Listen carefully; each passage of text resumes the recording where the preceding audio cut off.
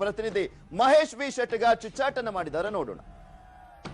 ಕಾಂಗ್ರೆಸ್ ಮುಖಂಡ ರಮೇಶ್ ಜಾರಕಿಹೊಳಿ ರಾಜೀನಾಮೆ ಕೊಡೋದು ಪಕ್ಕಾ ಆಗಿದೆ. ಈ ಕುರಿತು ಮಾತನಾಡೋಕೆ ಗೃಹ ಸಚಿವರಾದಂಥ ಎಂ.ಬಿ. ಪಾಟೀಲ್ ಇದ್ದಾರೆ, ಅವರನ್ನೇ ಕೇಳೋಣ. ಸರ್, ರಮೇಶ್ ಜಾರಕಿಹೊಳಿ ಅವರು ರಾಜೀನಾಮೆ ಕೊಡೋದು ಪಕ್ಕಾ ಆಗಿದೆ, ಈ ಬಗ್ಗೆ ಏನು ಹೇಳ್ತೀರಿ? ನನಗೆ ಪಕ್ಕಾನೂ ಗೊತ್ತಿಲ್ಲ, ಕಚ್ಚಾನೂ ಗೊತ್ತಿಲ್ಲ. ನೀವು ಹೇಳಿದ್ದನ್ನು ನಾವು ಕೇಳಿ ರಿಯಾಕ್ಟ್ ಮಾಡಬೇಕು. ಅದೇನೇ ಇದ್ರೂ ಕೂಡ ರಮೇಶ್ ಜಾರಕಿಹೊಳಿ ಅವರು ಮತ್ತು ಸತೀಶ್ ಜಾರಕಿಹೊಳಿ ನನ್ನ ಆತ್ಮೀಯ ಸ್ನೇಹಿತರು, ಇಬ್ಬರು ಸಹೋದರ ನನಗೆ. ಆಮೇಲೆ ಈ ವಿಚಾರದಲ್ಲಿ ನಾನು ಕೂಡ ಚರ್ಚೆ ಮಾಡ್ತೀನಿ. ಅದಕ್ಕಿಂತ ಪ್ರಮುಖವಾಗಿ ಇವತ್ತೊಂದು ದಿವಸ ಸಿದ್ದರಾಮಯ್ಯನವರು, ಆಮೇಲೆ ನಮ್ಮ ಅಧ್ಯಕ್ಷರಾದಂಥ ದಿನೇಶ್ ಗುಂಡೂರಾವ್ ಅವರು ಮತ್ತು AICC ಪ್ರಧಾನ ಕಾರ್ಯದರ್ಶಿ KC ವೇಣುಗೋಪಾಲ್ ಅವರು ಈ ಬಗ್ಗೆ ಸೂಕ್ತವಾದಂಥ ನಿರ್ಣಯ ತೆಗೆದುಕೋತಾರೆ. ಯಾರು ಅವರ ನಿರ್ಣಯ ಏನಿರ್ತದೆ ಅಂತ ತಗೋತಾರೆ, ಅದು ನಿರ್ಣಯಕ್ಕೆ ನಾವೆಲ್ಲರೂ ಬದ್ಧರಾಗಿರ್ಬೇಕಾಗ್ತದೆ. ಈ ವಿಷಯಕ್ಕೆ ಸಂಬಂಧಪಟ್ಟಂತೆ ರಮೇಶ್ ಜಾರಕಿಹೊಳಿ ಜೊತೆ ತಾವು ಮಾತಾಡ್ತೀರಾ?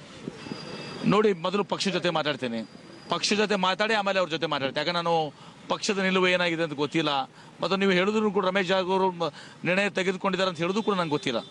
ಈ ರಮೇಶ್ ಜಾರಕಿಹೊಳಿ ಅವರು ಪಕ್ಷ ಬಿಟ್ಟರೆ ಕಾಂಗ್ರೆಸ್ಗೆ ಹಾನಿ ಆಗೋಲ್ಲ, ಸರ್ಕಾರ ಪತನ ಆಗೋ ಸಾಧ್ಯತೆ? ನೋಡಿ, ಟೂ ಪ್ರಿಮೇಚೂರ್, ನನಗೆ ಗೊತ್ತಿಲ್ಲ.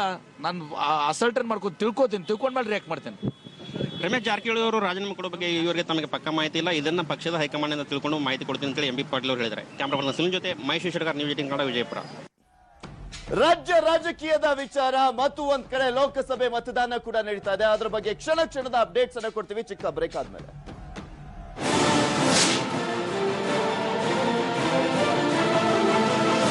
ನ್ಯೂಸ್ 18